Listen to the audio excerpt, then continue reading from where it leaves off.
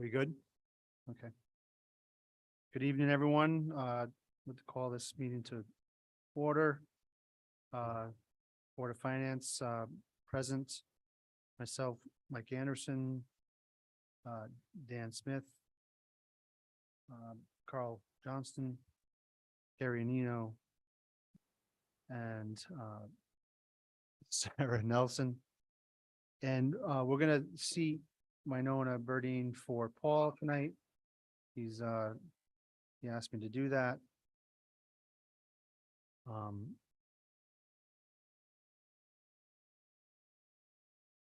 it's 7:02. First item is public comment. Any public comment? All right, next item is fiscal year 24 budget hearing discussion.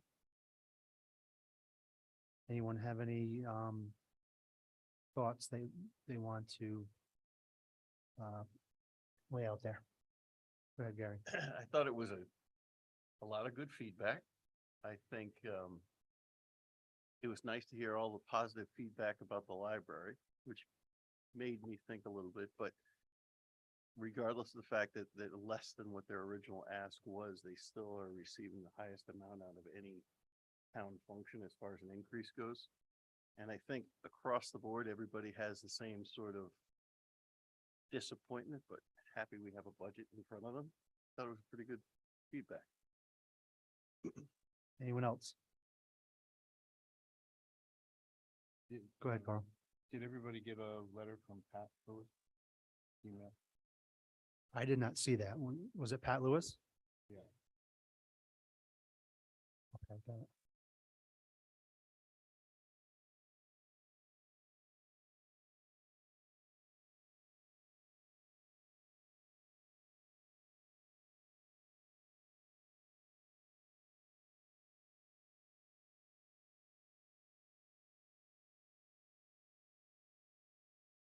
What's that? I think we probably, well, it's fairly long. We just acknowledge that in the public comments, we did get a letter from Pat Lewis. And just to paraphrase, she's asking us to use undesignated funds for any of the increase in the mill rate. We've done so in the past. School programs may be temporary.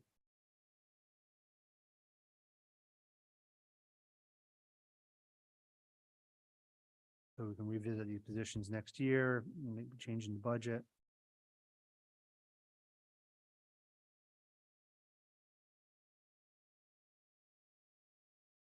Issues with the, obviously inflation that we talked about as part of our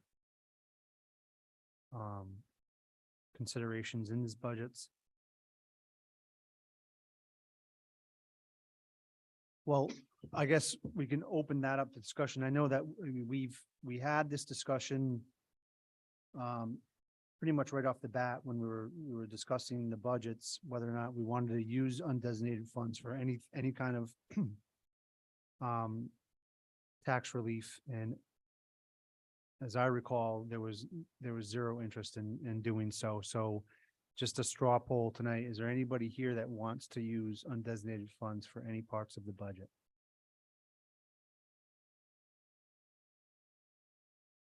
I agree. I'm not in favor of that. You know, we understand the issues with, and if these budgets are going to go to a town meeting and then push to a referendum. If the town has something to say otherwise, then we will let the townspeople speak. As of now, we've done it in the past, and that you end up having to patch a hole that, you know, we can't guarantee can be patched. And it's just not good policy if we can avoid it. Go ahead, Dan. I completely agree. During COVID, we had to patch a pretty big hole. And it just, year after year, it was definitely painful. And we just found after, I think there was a second or third year, it just became that big black cloud that was hanging over us. We would come down to the final realization, and then it's like, oh yeah, we had to go patch this hole of revenue that it was still sitting there, and then it would throw all the numbers off. Sometimes you have to pull the Band-Aid off and have to pay for stuff, so. I know I completely understand other towns are doing that. I know Stonington's doing it. I think Preston's doing it also, where they're using the undesignated fund, but their undesignated fund is a lot larger. They're a lot larger town. You know, they have that ability. We don't have that ability. We have to live within our means, and unfortunately, that's not using that undesignated fund. It's okay. I agree with Dan. And I think one of the things, the good outcomes of us patching that hole those 2 years in a row and getting it there was that last year we were able to do a budget decrease. So a mill rate decrease, and we would not have been able to do that if we had been carrying something. So I think that's important to remember. And then I wanted to address just the concept in general of using the undesignated fund. So we're a small town. We have small revenue. So even though our undesignated fund, when it stood at $3 million, seemed like a lot of money, when we lost the bridge a few years ago, that was $3 million to replace it. So there's not a lot of wiggle room, even though $3 million sounds like a lot of money. One natural disaster could put us in the hole and have no undesignated fund. And the reason it's there is for the things that we use it for, which we really need to, which was we were able to, I think you brought this up at the hearing, but I'll just say it was, you know, for anybody listening, when we found out we had a loan that we took out as part of a different project that came due, and we had two options: to renew the loan or to pay it out of the undesignated fund, because we were going to get some reimbursement from the state. We were able to pay it out of the undesignated fund so that we could get reimbursement from the state. And if we didn't have that amount in there, I don't know that we would have chosen to do that, right? So those are the things that we need that money for. And there could be, you know, other surprises that we don't know about. There will be other surprises we don't know about in the future. And so we need to protect that. So I totally understand where some of the taxpayers are coming from, and it feels like a lot of money, and that we've already, you know, paid the taxes on it. I think we talked about, you know, when we get a proposal from the Board of Selectmen, because there's a scenario where they can sell equipment, you know, that would be a good use of pulling funds out of the undesignated fund so that we can borrow, basically loan ourselves the money, and then later equipment can be replaced and back into the undesignated. Those are the kind of things we couldn't do. We'd have to take leases, you know. So that's, I know we all know that on the board, but it's recorded and there's people on the line. So just for the record. Right, and all good points. And I think, you know, historically, and Paul and I have been here the longest, and, you know, we had Dan Spring, who was our chairman at the time. And historically, the undesignated fund is not used to fill budget gaps. It's there for the emergencies like you talked about, Sarah, and it's there to make sure that, you know, the lending institutions see that we have a strong fiscal profile, and we get better rates because we have such a healthy undesignated fund. You know, as you mentioned, and as I mentioned at the hearing, you know, our balance was $2,390,383, which is 11.05% of the compared to the expenditure budget. Doesn't include the money that we did take out for the loan and for the steep grant. That's all going to be reimbursable. So there is going to be more money in there, but right now we're sitting kind of lower than we want to be. You know, we're not at the 8.5%, but we're not that far off. So I think we're all in agreement, and we're going to move on.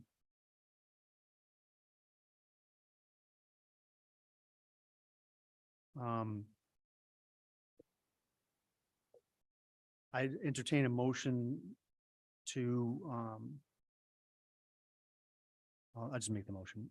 I move to put forward the Board of Selectmen government budget and the Board of Education budget as we presented at the hearing to a public meeting. Second. Was that sufficient, Christine, or we need amounts? Okay. Any further discussion on this? All those in favor say aye. Raise your hand. Aye. All right, we got 6-0 in favor. Motion passes.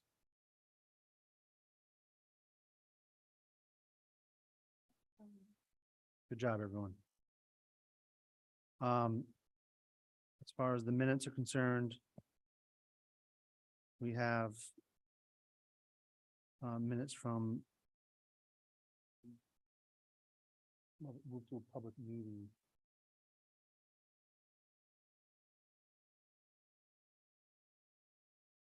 We have the minutes from March 20th, 2023.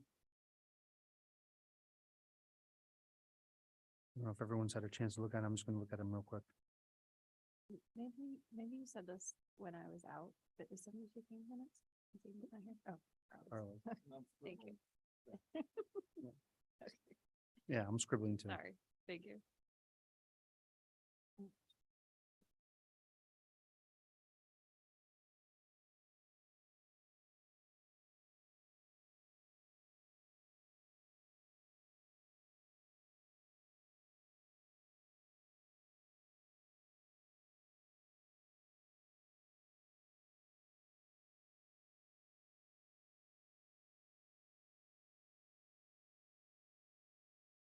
Anyone see any issues with the March 20th, 2023 minutes? I think they look good too. I move to accept the March 2023 minutes as presented. Second. Second by Sarah. All those in favor, say aye. Aye. Any opposed? Any abstentions? Motion carries 6-0.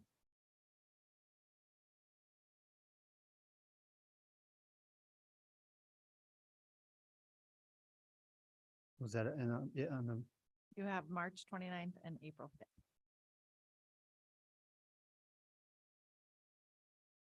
They came out on Friday in the email with all the other reports.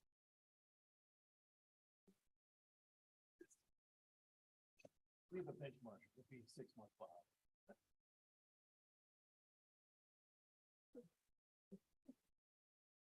I have, I mean, this is March 29th. I don't see that Me neither. in this. Oh, okay, I got you. Oh. We're talking way back. Last Friday? Okay. We got time. Yeah, let's just get rid of it. Let's go through it. 329.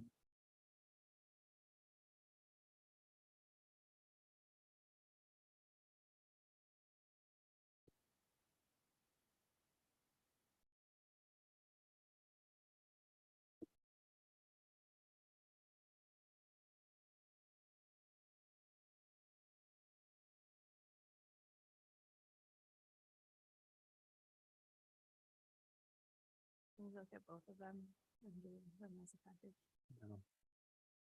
Because I wasn't here for the other one. Any issues? I'm gonna move to accept the March 29th, 2023 minutes as presented. Second. Any discussion on it?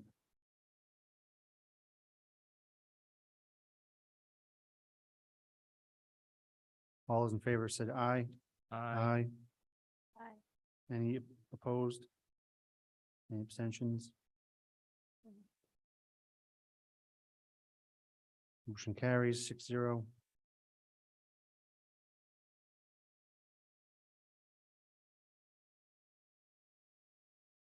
Four, 2023 minutes. Let's give it a quick review, everybody. Yeah, you definitely weren't here because I seconded the closing motion. Good job. 4/25. I'm sorry, 4/5/2023, April 5th. Last Wednesday.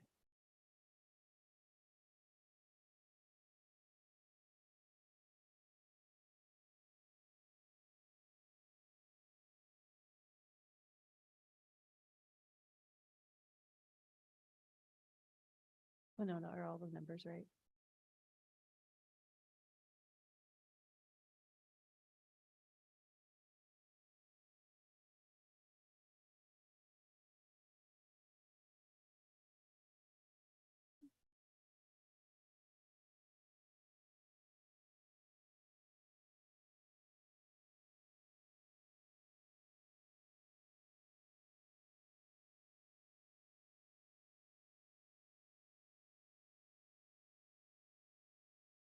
I move to accept the April 5th, 2023 minutes as presented. Any second? Second. Second, from Sarah. Any discussion?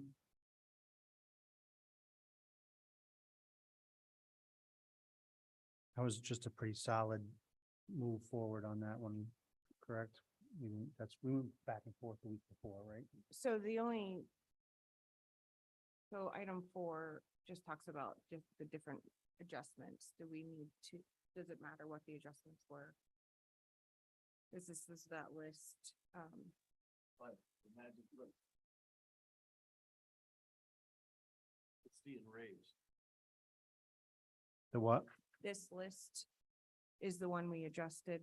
Does it, so it has, this says adjustments were made, but the final. I don't numbers know. I are don't think listed. we need to, I don't think it has to be in there. All right, but so all of these numbers match everything. Yeah.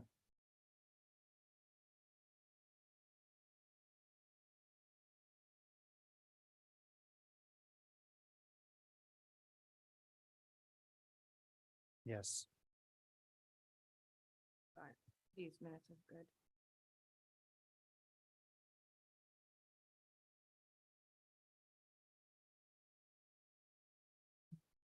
Uh, all those in favor say aye. Aye. Any opposed? Any abstentions?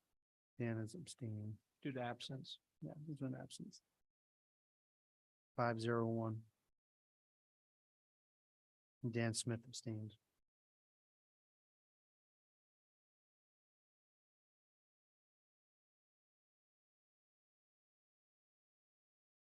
Yes.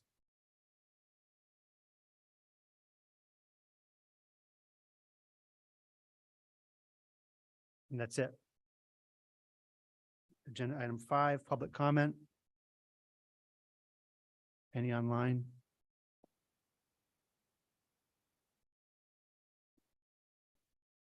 Hearing none, moving on to motion to adjourn.